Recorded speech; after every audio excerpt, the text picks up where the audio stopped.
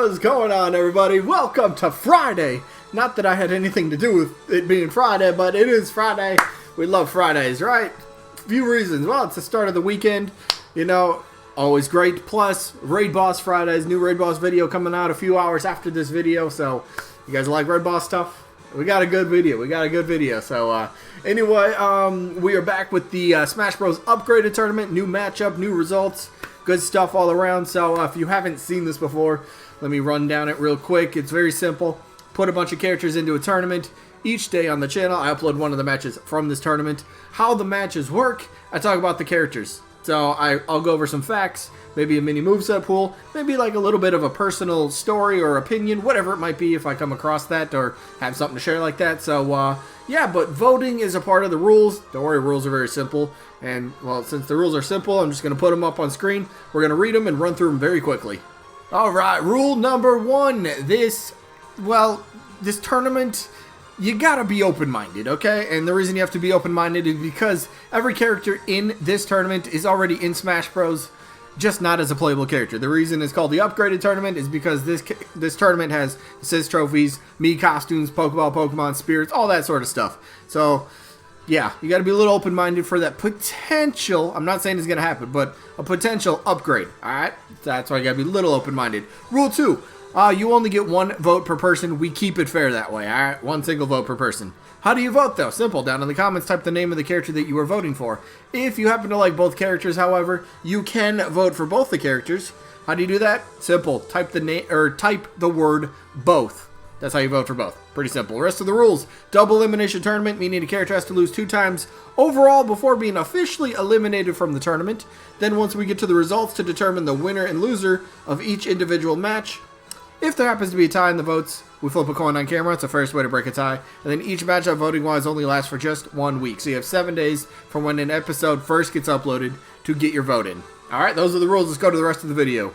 Alright, let's go over the results from last week real quick. So, last week's matchup was the Hunter from Monster Hunter, who was taking on Octoling from the Splatoon universe. And this matchup wasn't close either. Just like yesterday's matchup, not really close. The winner of this one ended up being Monster Hunter, who won, there we go, ended up winning 40 votes to just 16 votes for Octoling, so Monster Hunter advances a little bit further into the, the tournament, at least in the winner's bracket, moving one step further, so congrats. Octoling, still alive in the tournament, just drops down to the loser bracket, so one more loss for Octoling, and they would be done.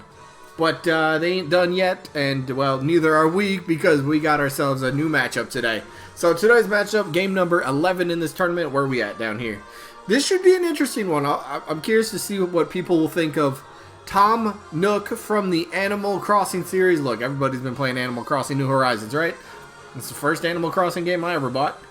I don't quite understand it, because you just run around doing whatever. I'll get into that in a second. But Tom Nook's opponent, Elma from XenoBlade, or the XenoBlade franchise. Easy to say, right? So, this should be interesting. Let's start things off. I think Elma's first up, right? Elma. Alright, so XenoBlade, let's just look at that as a franchise real quick. So, back on the Wii with XenoBlade, it kind of really blew up and came out of nowhere. It was just kind of like, it was a must-own game if you owned a Nintendo... I was about to say Nintendo Switch, which, by the way, it is coming out on the Switch, the definitive edition. So, that's pretty cool. But back on the Nintendo Wii, it was a must-own game. Very difficult to find, and when it finally came into stores, it was ridiculously expensive. At least for, my area, it was very difficult, and just like, I remember seeing it in stores, but like the price tag was like 110, 120 bucks or something like that, and that was brand new, and I was like, what? Why is it so expensive? They're like, it's just so hard to find, so hard to get, so there's very limited supply, so if you want it, you're gonna have to kind of pay for it. And look, the game was tremendous. It was just an awesome thing that they did, and then it just branched off from XenoBlade into Xenoblade Chronicles X, and then Xenoblade Chronicles 2. Why can I not say Xenoblade Chronicles? Why can I not say that? Is that weird? Anyway, oh my god, I'm going to mess up so many times. My bad, I apologize. But Elma, she is from the franchise. Now, going into Smash Ultimate, we were kind of, maybe not everybody, but I think there was a good chunk of people that were thinking, Alright, Shulk got in with Smash Wii U 3DS. Do we expect the XenoBlade franchise, I said it right, do we expect that franchise to get a second rep? And I think, again, there's a good chunk of people that were like, yeah, it did very well for Nintendo. It, you know, is doing awesome. It kind of deserves a second rep in a way. Like, all right, it's done enough to, okay, 2 reps is good, but you got to kind of keep earning some more, right? So 2 would have been fine. Now, of course, going into Smash Ultimate, the whole hype was either around Rex and Pyra and Mithra, or Elma was in there. So Elma was kind of like that other option. She's been around a little bit longer than Rex and Pyra, so she had already kind of established herself as a character. While meanwhile, Rex and Pyra were just getting started, just barely getting going. So while Elma, playstyle wise, I think could be kind of a fun sort of mix up sort of type of character. So again, my personal opinion for how I could envision her being in the game. So she would definitely make use of pistols and her dual blades. So kind of got 2 different sort of main weapons that you would use, but could be fun. So like pistols. I'm not sure where to put it in the moveset exactly, but maybe a side special could make more sense. So basically, you hit side special and she goes like sliding across the, well, I guess the stage wherever she's at, and she ends up kind of like firing her pistols. That'd be kind of an interesting idea, you know, a move where you're moving and you're still kind of shooting out a projectile, kind of constant to make sure you're kind of in your face. You know, you can kind of, I don't know if you could say it's like a rush down tactic to your opponent, but it'd be a way to kind of close the gap a little bit, kind of while being offensive in a way. So kind of a cool little thing. You could always do other things with pistols as well. You could just do a simple, I don't know, neutral special. Could just be, you know, firing the pistol a little bit. Okay, it works, right? It's nothing flashy, but it works. So what other things you could do with the pistol? Pistol whipping somebody, like, I was gonna say up smash, that doesn't work. How about up tilt or up air, something like that, where she just takes the gun and, like, I don't know, bashes it upwards, something like that. Maybe forward tilt or something, somewhere in there. Pistol whip, it could work. All right, it could work. So, and then of course you got the dual blades, which would be really fun. They also have, I think they should have like a cool effect to them as well. So her dual blades. So I can envision like forward smash, where she like kind of jabs the blades forward, or like kind of like does like a, I don't know, like if you think of a clock, start at 6 and you kind of like work your way up, so like a half circle, so like 6 to 12. So it's kind of like an arcing up smash, or a forward smash potentially. Maybe it could be an up smash as well, but basically, you know, swing the blades upward, and it could have like a little trail of kind of, electricity behind it, so it could give it just a little bit more flavor for its attack, right? You could use the electricity for a stun effect as well after the smash attack. So you hit them with a big move, they stun, hit them with another big move, boom. Be a fun little combo for smash attacks, you know, chain 2 smash attacks together.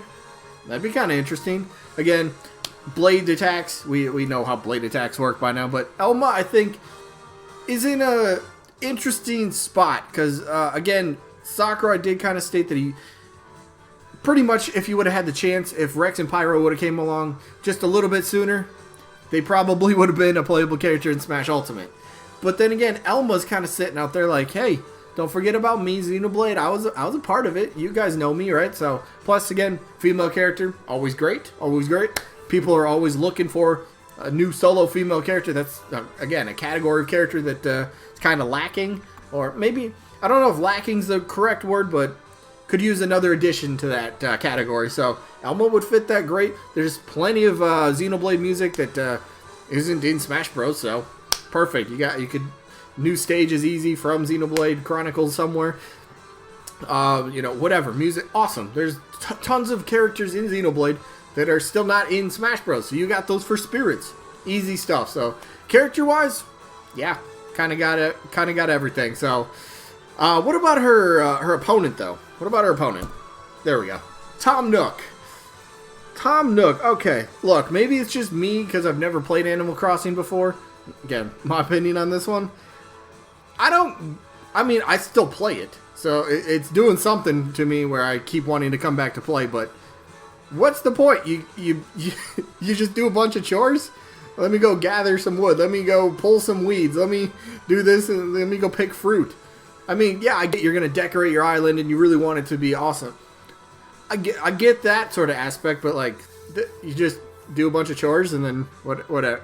Maybe I don't quite get it because I've never played it, but that's not to say Tom Nook doesn't deserve his spot, because I'll be honest, even though I never played an Animal Crossing game, I knew who Tom Nook was before, you know, before Villager got in. I knew who he was. I knew his look. In my opinion, he's the most recognizable. Maybe you could make the argument it would be a Villager, or maybe it would be Isabelle, right? But to me, Tom Nook was the most recognizable face from Animal Crossing. Now, since Animal Crossing does have 2 characters in, and it's done tremendously well for the Nintendo Switch, so many games have been sold, millions and millions of copies, people still playing it to this day. So many, they have awesome updates that they keep doing. What do they have? Is it Earth Day or whatever's going on currently or just happened? I don't remember. Updates. There's always new things, which is really cool to see. So Tom Nook would be an interesting character moveset wise. So like Villager and Isabelle kind of represent Animal Crossing very well, moveset wise. What could Tom Nook do? So I got a couple things here that I'm kind of taking like from this, but here, Pocket. I'm not sure about Pocket. Isabelle has that.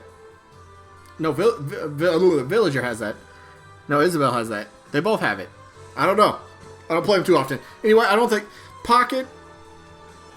I'm not sure. Don't give it to Tom Nook. Give him something different. Give him something different. How about the shovel? I don't know about that. Villager's already got the shovel. Let's do some different stuff.